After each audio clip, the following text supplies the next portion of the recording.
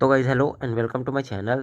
तो बात कर लेते हैं। देखो, जो न्यू वैकेंसी निकली है एआईआई के अंदर, मतलब कि airport authority of India cargo logistic and allied service company के अंदर। अब इसके अंदर देखो, ये 100% subsidiary of airport authority of India, मतलब कि किसके अंदर आती है? ये एयरपोर्ट अथॉरिटी ऑफ इंडिया के अंदर ही आती है। जो इनका कार्गो सेक्टर है उसके अंडर ये वैकेंसीज निकली हुई हैं। तो ये जो वैकेंसीज हैं, ये सबसे पहले तो मैं ये बता दूं, कॉन्ट्रैक्ट बेसिस पर है। 3 साल का जो कॉन्ट्रैक्ट है वो होने वाला है प्राइमरी बेसिस पर।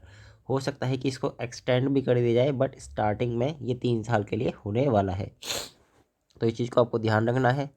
अब बात कर लेते हैं जो जहाँ पर ये वैकेंसी, मतलब कि किस पोस्ट के लिए वैकेंसी निकली हुई है।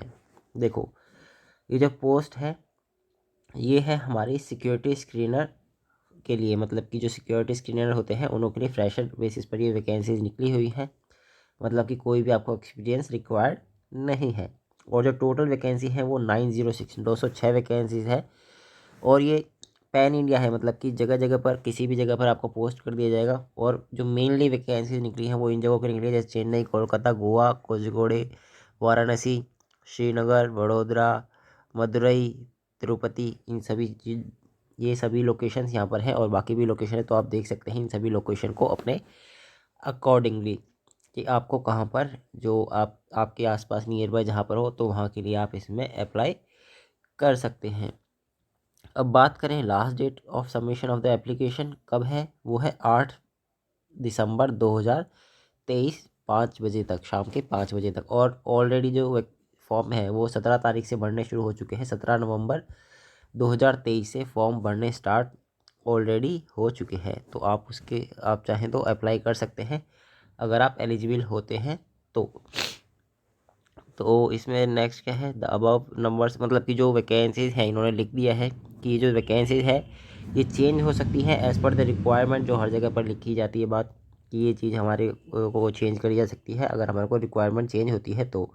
The candidate who are not willing, हाँ ये मेन पॉइंट है कि आपको पैन इंडिया, बेशक आप लोकेशन स्टार्टिंग में कहीं पर भी आपको लोकेट करा जाए, बट आपको जो सर्विस देनी पड़ेगी वो पैन इंडिया बेसिस पर देनी पड़ेगी। मतलब कि ऑल ओवर इंडिया आपको कहीं पर ही पोस्टिंग करी जा सकती है। और जो लोग इसमें इंटरेस्टेड नहीं है उन लोगों को क्लियरली बोल दिया गया है कि आप अप्लाई ही ना करें, क्योंकि बाद में आपको ये एक्सक्यूज़ नहीं सुना जाएगा कि हम नहीं उधर नहीं जा सकते या फिर उधर नहीं जा सकते। आपको अप्लाई करने के लिए इन्होंने मना कर दिया है। अब आते हैं नेक्स्ट पॉइंट के ऊपर, जो कि निकल कर आती है हमारी एप्लीकेशन की फ़ीस। तो एप्लीकेशन की फ़ीस कितनी होने वाली है? जो कैंडिडेट हैं उनों के लिए जो 750 रुपीज़ होने वाली, किसके लिए? जो जनरल कैटेगरी के कैंडिडेट हैं या फिर ओबीसी कैटेगरी के कैंडिडेट हैं उन्हों को 750 रुपीज़ फ़ीस पे करनी है। वहीं जो कैंडिडेट बिलोंग करती हैं SC ST EWS, women candidate हैं, और PWDs भी इसमें होंगे। ओके, PWDs के लिए शायद वैकेंसी ही नहीं है तो इसमें PWD इंक्लूड नहीं करा गया है। इन सभी को केवल और केवल 100 रुपीज़ पे करनी है, subject to the submission of the valid certificate. अब देखिए, इसमें एक और चीज़ नीचे लिख दी है कि जो लोग फीस भर रहे हैं 100 रुपये, उनको अपना जो एप्लीकेशन, वो सर्टिफिकेट है वो भी इसमें शायद देना पड़ेगा। उन्होंने बोल दिया है कि वैलिड सर्टिफिकेट जो इशू करा गया है वो भी आपको अप्रोप्रिएट अथॉरिटी से वो आपको दिखाना पड़ेगा, तभी आप एलिजिबल होंगे इस फीस में जो छूट मिली है उसके लिए। अब अगर बात करें फीस, जो इम्पोर्टेंट डेट्स हैं, जैसा कि मैंने आपको बता ही दिया है, फॉर्म भरने की जो स्टार्टिंग डेट है वो 17 तारीख होने वाली है। और जो लास्ट डेट है वो 8 दिसंबर 2023, 5 बजे तक शाम को रहने वाली है। तो आपको उससे पहले पहले अपना जो फॉर्म है वो फिल करके सबमिट कर देना है। तो इस चीज़ का आपको ध्यान रखना है। बात कर लेते हैं post security fresher on the essential qualification. अब आपको ये देखना पड़ेगा जो आपकी क्वालिफिकेशन है वो क्या मांगी गई है।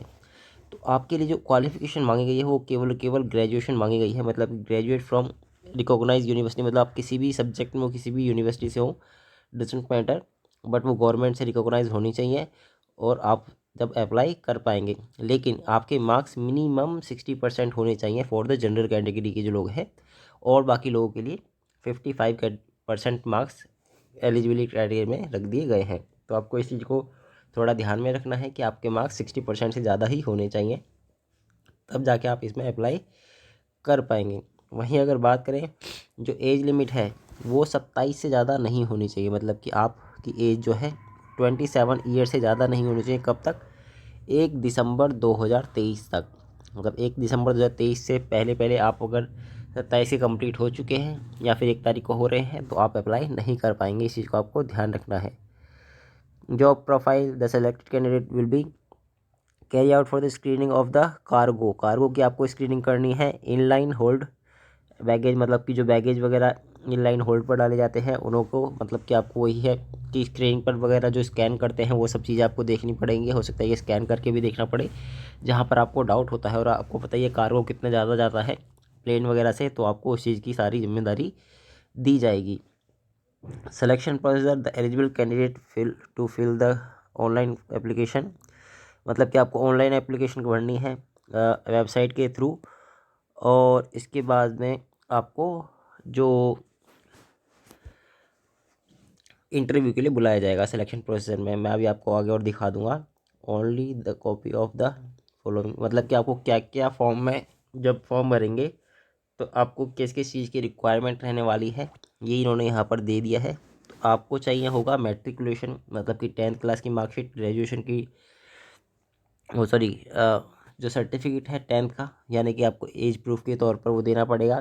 और जो ग्रेजुएशन है, डिग्री है, उसका सर्टिफिकेट देना पड़ेगा। ग्रेजुएशन की मार्कशीट, कास्ट सर्टिफिकेट, आधार कार्ड की कॉपी लगानी पड़ेगी। Attach 1 recent passport size photo ये लगानी पड़ेगी आपको। एप्लीकेशन फ़ीस जो ऑनलाइन पे करेंगे आपको वो भी दिखाना पड़ेगा। और स्कैन सिग्नेचर, मतलब कि आपके सिग्नेचर जो हैं वो दे भी अपलोड करने पड़ेंगे 20 KB के। तो ये सभी चीज़ें आपको उसमें देनी है, इस चीज़ को आपको ध्यान रखना है। और इसके आगे नेक्स्ट पॉइंट पर चलते हैं। द शॉर्ट लिस्टेड कैंडिडेट, हाँ, द शॉर्ट लिस्टेड कैंडिडेट, जो भी लोग शॉर्ट लिस्ट करे जाएंगे उनको अपना जो मेडिकल टेस्ट है जिसमें आपका चेक करा जाएगा, आइज़ को चेक करा जाएगा, कलर ब्राइटनेस चेक करी जाएगी, एग्जामिनेशन होगा उसका। शुड हैव बी मतलब कि आप जो आपको पता ही होगा इम्पेयर्ड विजन जो होता है, जो लोग दृष्टिबाधित होते हैं उनके के लिए ये वैकेंसी नहीं है, क्लियरली बोल दिया गया है। और जो लोगों की सुनने में प्रॉब्लम है, हियरिंग एबिलिटी कम है, वो भी इसमें अप्लाई नहीं कर सकते क्योंकि ये काफ़ी हाई स्टैंडर्ड की जॉब रख रहे हैं। Ability to recognise objects highlighted by the x ray equipment, ये भी आपका टेस्ट होने वाला है। जो एक्सरे इक्विपमेंट, मतलब एक्सरे के थ्रू जो इक्विपमेंट से जो भी चीज़ निकलेगी आपको वो रिकॉग्नाइज करनी पड़ेगी। Good oral and written communication आपका होना चाहिए और गुड फिजिकल स्ट्रेंथ आपकी होनी चाहिए। ये सभी चीज़ें आपकी टेस्ट करी जाएंगी कब? जब आप सेलेक्ट हो जाएंगे। उसके बाद में सिलेक्शन प्रोसेस जैसा कि मैंने आपको बताई है कि आपको इंटरव्यू बेसिस पर सेलेक्ट करा जाएगा।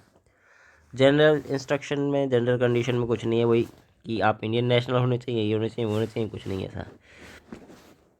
अब आते हैं जो 10 ईयर मैंने आपको बताया था, इसमें लिखा हुआ है कि आपको इनिशियली 3 साल के पीरियड के लिए यहाँ पर रखा जाएगा for the period of 3 years initial basis पर।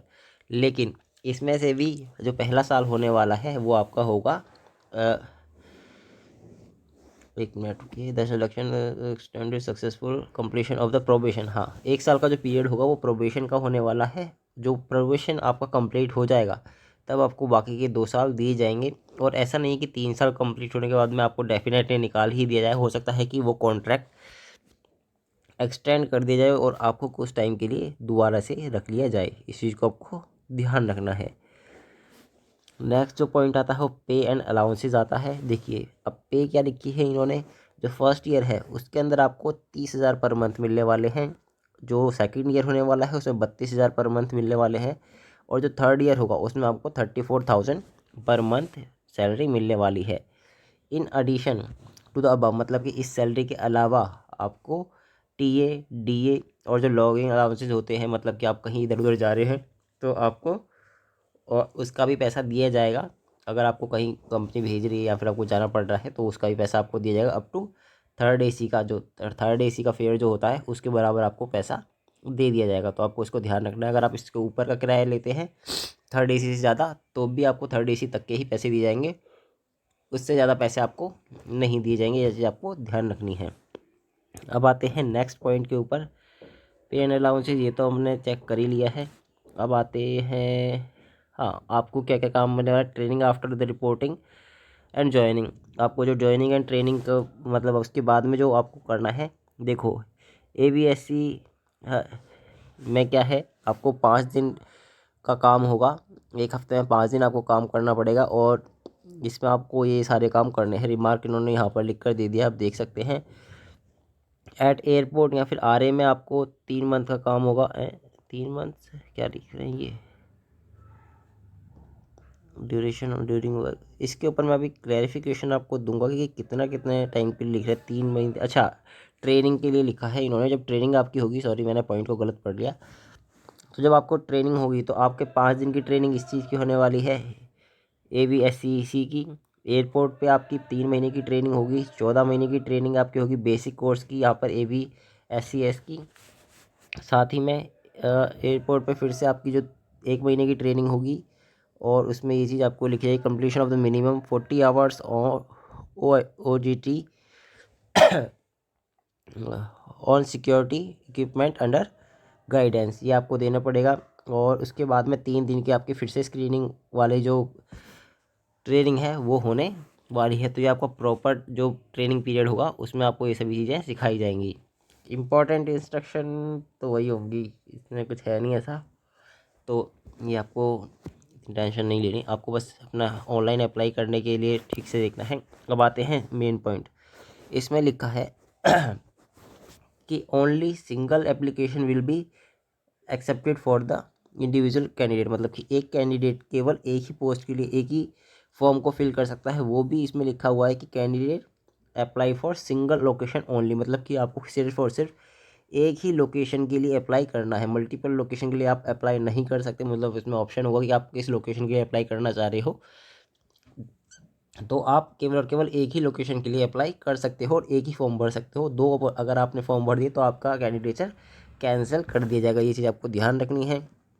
नेक्स्ट पॉइंट आता है, the candidate who have higher percentage of marks at graduation level will be called for the interaction. मतलब कि जिन लोगों के मार्क्स ज़्यादा होंगे, मतलब कि क्या है, सिंपल सी बात है, मेरिट लगने वाली है और मेरिट के बेसिस पर जिनों के हायर मार्क्स होंगे उन लोगों को बुलाया जाएगा इंटरव्यू के लिए और इंटरव्यू बेसिस पर ही सिलेक्शन यहाँ पर होने वाला है। Selection will be made accordingly, इसी के बेसिस पर आपका सिलेक्शन होने वाला है। तो आपको एप्लीकेशन को ठीक से भरना है, इस चीज़ में आप बिल्कुल भी गलती मत करिएगा। और जो इतने मार्क्स आपके हों वो तो खैर आपके ऊपर डिपेंड करता है आपके कितने मार्क्स अभी तक आए हैं, उसी के बेसिस पर आपको इंटरव्यू के लिए बुलाया जाने वाला है। तो मैंने ऑलमोस्ट सभी पॉइंट्स को क्लियर कर दिया है कि सिलेक्शन कैसे होने वाला है और फीस कितनी होने वाली है और डेट भी मैंने आपको बता ही दी है। तो आई होप मैंने सब कुछ रिकवर कर दिया है। बाकी इसी तरह की वीडियोस के लिए चैनल को सब्सक्राइब करना ना भूलें और वीडियो अगर थोड़ी सी भी इन्फॉर्मेटिव लगी है तो इसे एक लाइक करके जाएँ। तो मिलते हैं नेक्स्ट वीडियो में, तब तक के लिए थैंक यू वेरी मच।